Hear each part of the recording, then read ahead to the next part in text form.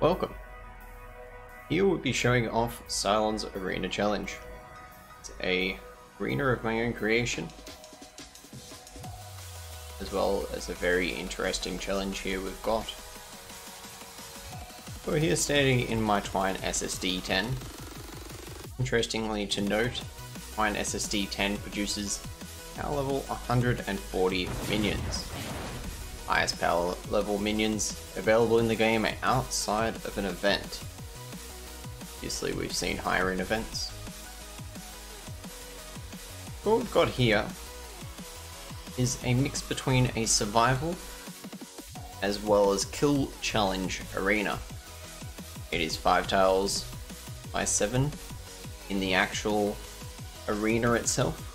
Outside we'll see the spawns of the minions happening in here. Up the top here we've got a bit of a viewing platform, as well as where I normally stand and shoutcast the arena. This can hold up to 3 challenges, 3 people, but most likely you're going to be looking at 1 or 2. EQ, you're wondering, stands for my guild, Equinox. Let's go through some of the features, as well as go off Sylon'S Arena Challenge.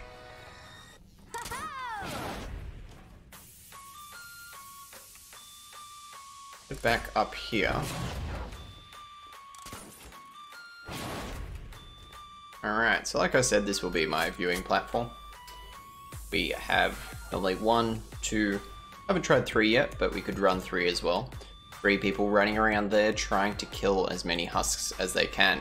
Possibly all the husks. 800 power level 140 husks will spawn from right below me, walk up to the left and the right in a pretty decently even split, and will start making their way towards the home base. The players will then try and defend for as long as they can, or kill them all. There is some wave 2 and wave 3 to this arena challenge, but this is where most contestants will end up being. Power level 140. I can show you here in a moment, but they are no joke. They are quite strong, especially without the utilization of traps. Alright, so let's explain some rules quickly before I really get into this too deep. But some of the major rules that I've put on this challenge, just to make it a little bit more competitive. So we're going to be looking at no launches. We're going to be looking at no builds, traps, or edits, which happens because I don't give anyone perms. We are also going to be banning one character in particular. We've let her run a bit, and she runs a bit of a muck of this challenge. What it is it's Thora, and it's because of her ceiling electric floors. Couple that with a snare effect from the Ice King. It's incredibly powerful. Why it's so powerful is mainly because all the trash mobs, all the little ones, the little jumpy boys and the normal lanky boys, they will all die before they actually make it to the objective, meaning there's a lot less work to be done. Mainly Husky Husks and Laser Boys are going to be the primary concern from then onwards. So we have to had to have banned her in the main. It's the only hero ban I've really done. And the other rule that I've brought in is no double decoy strats. And I mean, depending on how you want to run your arena, if you're looking to run it or if you're just looking at my rules, but if you're looking to run your own, make up your own rules. Run launches if you want. Keep in mind they're very expensive, which is a bit of a gate to having a lot of players being able to run it, as well as going to limit how many runs you can do. And the very last rule is, well, actually second last, of course, stay within the arena. These are the bounds of the arena. Is 7 by 5, you cannot leave. It is possible that you will die and have to respawn, so you'll be able to make your way through there and back into the arena. Something I forgot to mention is standing inside the home base, except for the entry point, is banned due to balance reasons. The last rule is you cannot stand on the defender pads. Just a little bit of a rebalance I've done, because you can stand there and get a lot of free shots and a lot of CC. So you can't stand anywhere on these pads here, nor can you place any abilities there. So Players can stand all here, they can get up there, they can get up there. There's two little defenders slash people places. One of the variation rules that I'm yet to run but would like to is 1 player, 2 defenders. A defender in each one of those boxes. And let me show you a little bit on how this has been able to be done. So it's a very interesting thing. I have spent a silly amount of time.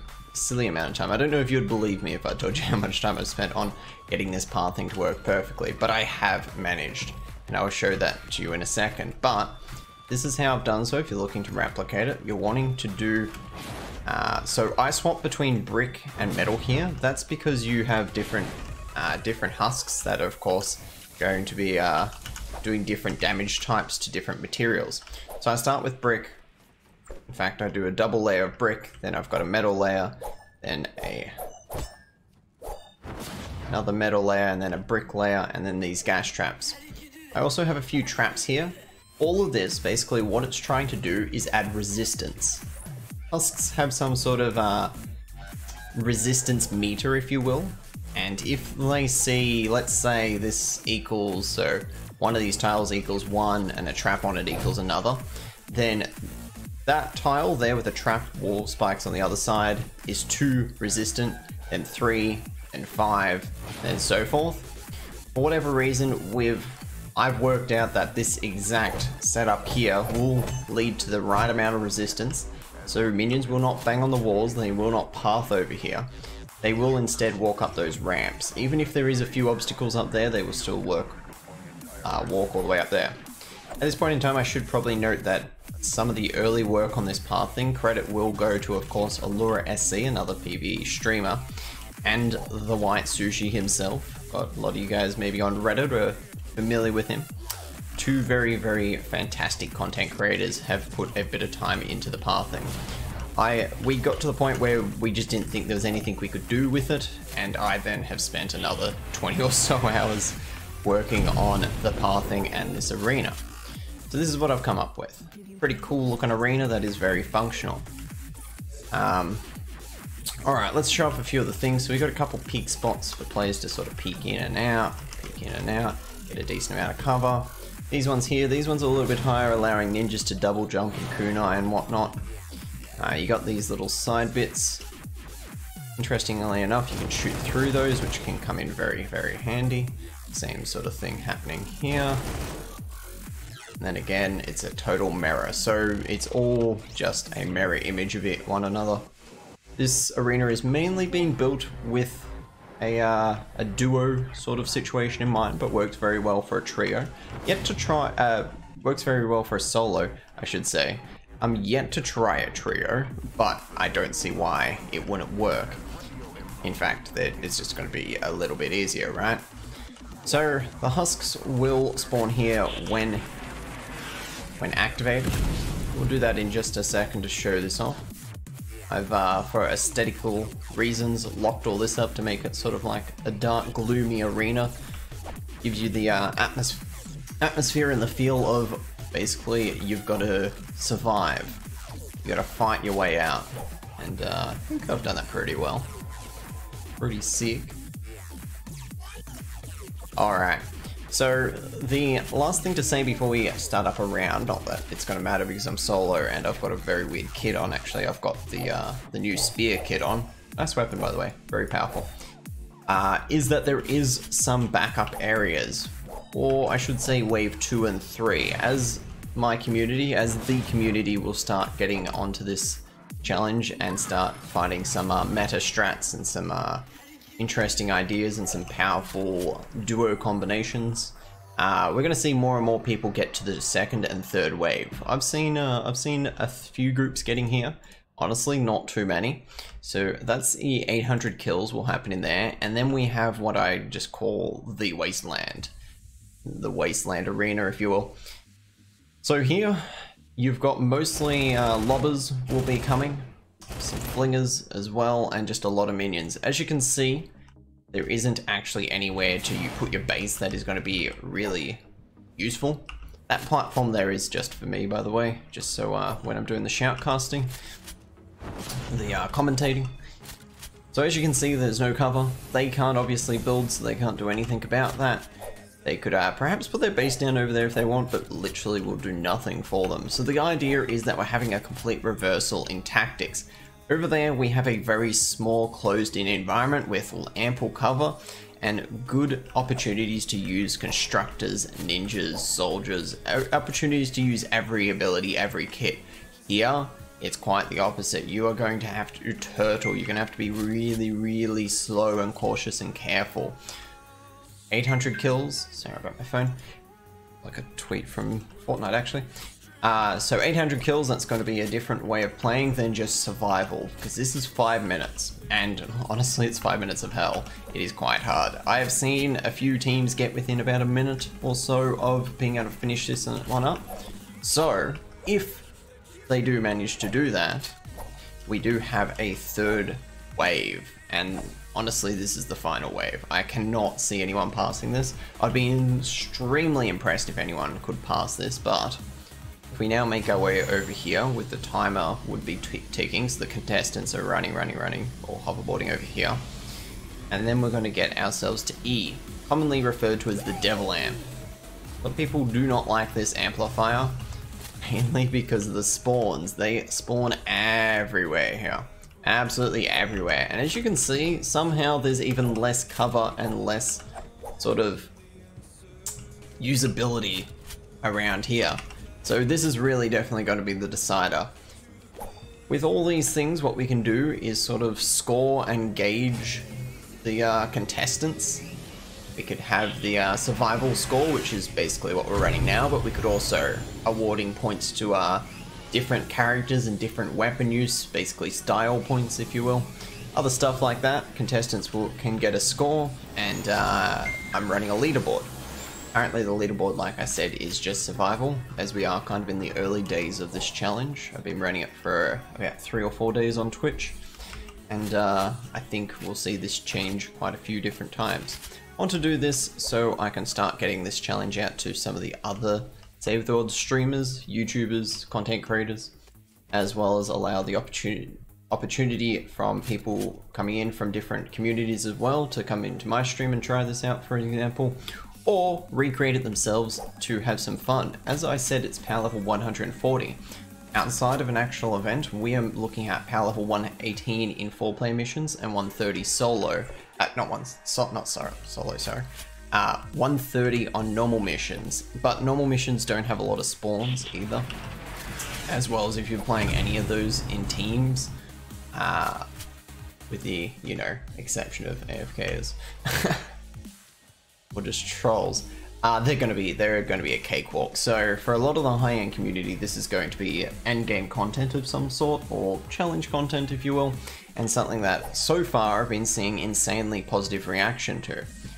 So we want to get this sort of into the hands of some people. Now, I mean, as I'm saying this right now, the 24th of March, we don't have any endgame. It is possible that within the next few patches, we might see some endgame. But this is still going to be a fantastic way of testing out builds, testing out playstyles, finding people to sort of like synergize your kit with, your build with, your weapons with, to try out new builds on weapons. It's going to be a fantastic, basically, test bed. I've turned it into an arena. Originally, I was just going to leave it as a test bed, but as I played with it more and more, I realized it could be arena. You could also just, you know, not have all this fancy stuff here, but keep in mind that you're actually able to get to SSD 10, able to get yourself like maybe a little very basic platform of what I've got here, and have an environment to be able to test your weapons out on, a very stable environment too. We are not looking with, now this could be a bonus or a negative, whichever way we look at it. We're not actually looking at propane, smashers, lobbers or flingers.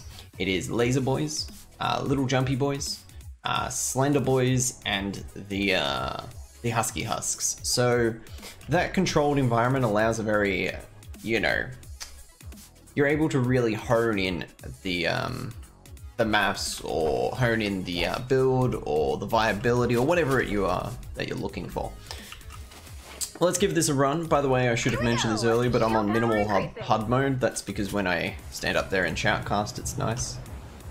Also, I've got to remember I'm actually on toggle aim. That's also going to be a bit of a we'll see. So here, I'm breaking my own rules already, but here I am using a 130 hacksaw. Again, I don't actually have health bars, so you can't see that, but that was like a third of the clip to deal with that guy. Quite interesting compared to the normal game, how weapons sort of start scaling off. Weapons like the bundle boss here are of course going to be incredibly useful.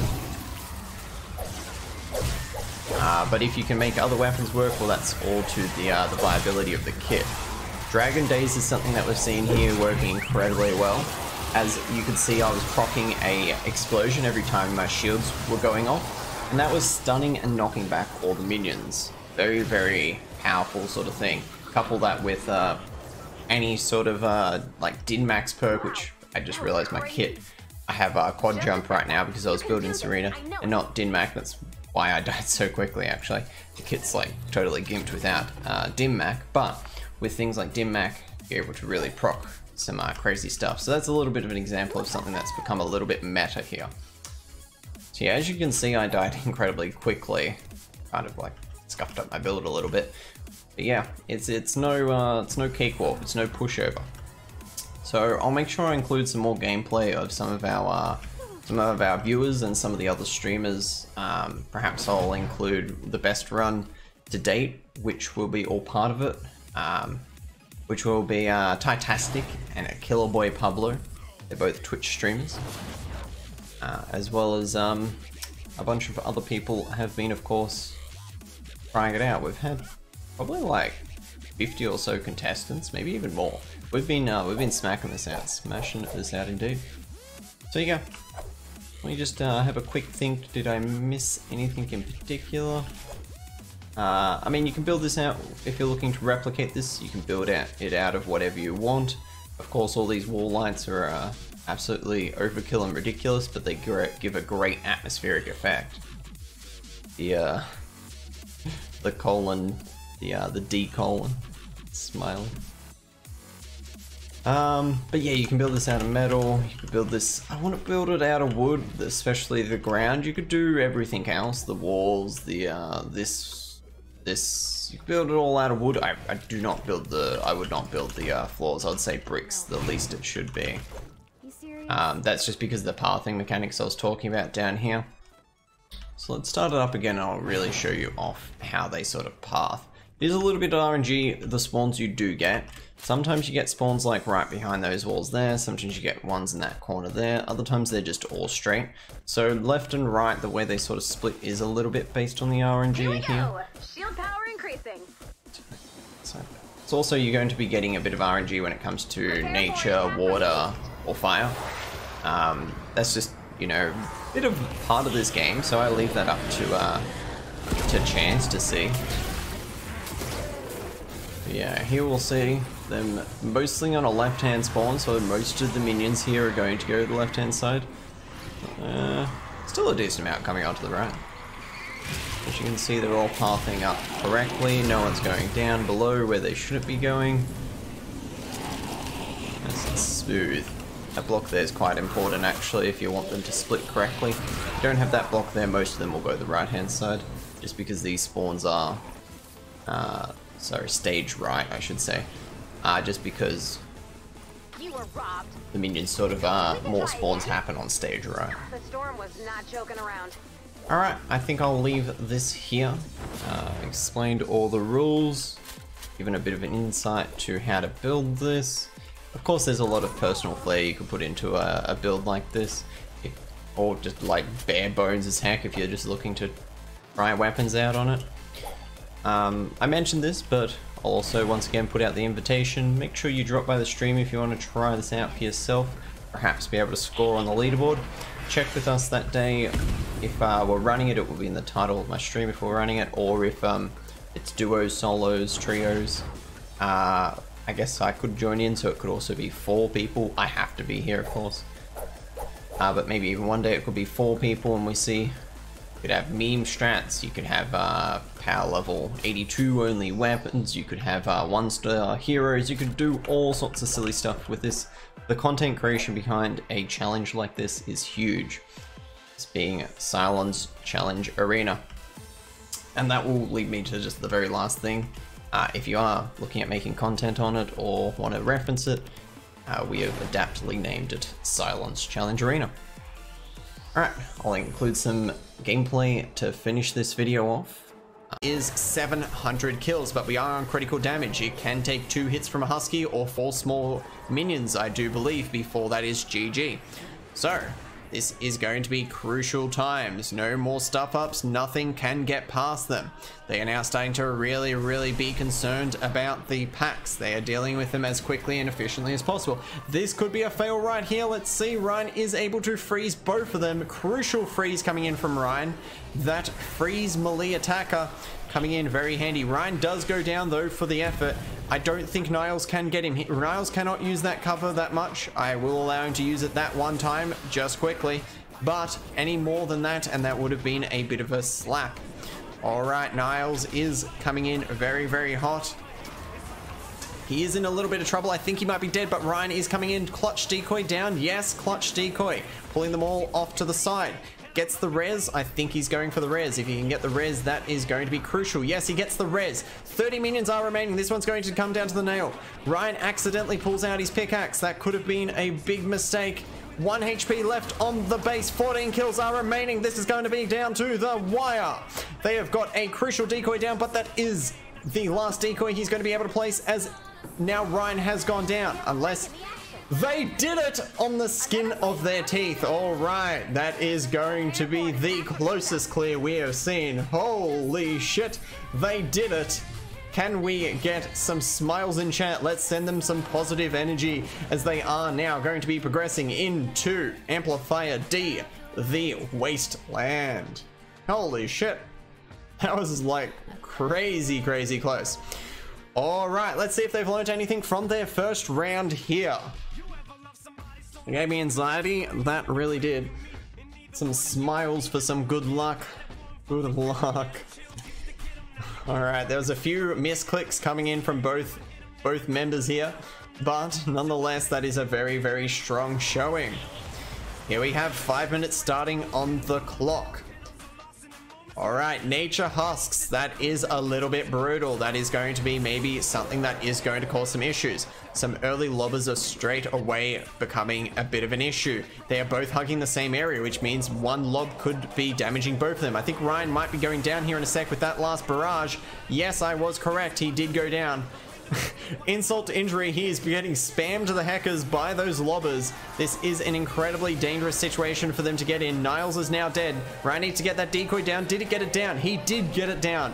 They should have one res. Hopefully they don't both res. Hopefully only one of them reses. Whoever went down first will be the one to res. Yes, it is Niles. Niles needs to get that decoy down and go for the res. That explosive shotgun that he does have coming in crouch. I think actually Ryan made a decision that Niles was not going to be able to res him without dying, so he probably made a good decision for them both for the survival of this run. Niles is running for his life, as he does have Mist Monsters left, right and center on him. We do have a Flinger and a lot of lobbers in play here. Yeah, I'll catch up with chat, don't worry. Alright, we have Ryan placing his slow field with a decoy in the middle. A lot of flingers and lobbers are in play. I do not believe the lobbers are doing damage to the objective though. Only the flingers. Ryan has fallen down and is being chased by a Mist Monster. He is going to have to make some very quick moves to get out of this position, or he's going to be putting himself in a deathly manner. Yes, like I thought, he might be dead. Niles is really going to have to clutch up here, or this is going to be GG. This is 1 minute 40 seconds of survival time, and that's GG. 3:17 left on the clock. 3:17 left on the and I hope you guys have fun with this build, enjoy it. Make sure to drop by on twitch.tv/Sylon, on YouTube, do the subby thing if you want to be notified to more of my videos. Honestly, a lot of my videos really link back to the stream, but the content is always relevant. And well, yeah, the creator code if you're interested. Alright, thank you very much for watching. I hope you enjoy your games, and excited to see what's happening with this pirate event as well. Soon TM. See what it's about, soon TM. And if you're watching this in the future and it's trash, well, Pepe has. Sad face. Alright, peace!